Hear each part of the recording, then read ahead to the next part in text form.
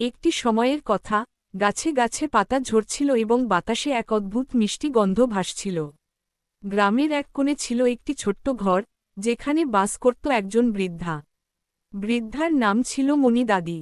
তিনি ছিলেন গ্রামের সবচেয়ে শৃঙ্গারী মহিলা, যার জীবনে দেখার মতো অনেক কাহিনী ছিল। একদিন মণি দাদি ঘর থেকে বের হতেই দেখলেন তার প্রিয় পায়রা হাঁসফাঁস করছে। দাদি পায়রাটিকে ডাকলেন, এই পায়রাটা, কোথায় যাবি? পায়রাটি কোনো উত্তর না দিয়ে উড়ে উড়ে যায়। মণি দাদি মনে মনে ভাবলেন, যা করতে চান করেন, কিন্তু মনে রেখো, আমি সব সময় তোমার জন্য অপেক্ষা করব। পায়রা খুব দূরে উড়ে যেতে যেতে এক যুবকের কাছে এসে পৌঁছাল। যুবকটি ছিল নায়ক হৃদয়নাথ, যিনি তার কাহিনীর অনুসন্ধানে বেরিয়েছিলেন। তিনি পায়রাটিকে দেখে মুগ্ধ হন এবং সেই পায়রা তার অনুপ্রেরণা হয়ে ওঠে।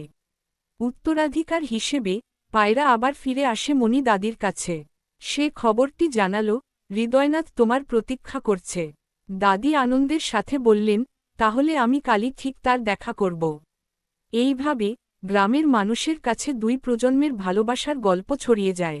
একদিকে বৃদ্ধা মণি দাদি, অন্যদিকে যুবক হৃদয়নাথ, জাদুকরী পায়রার মাধ্যমে একটি অসাধারণ বন্ধন গড়ে ওঠে।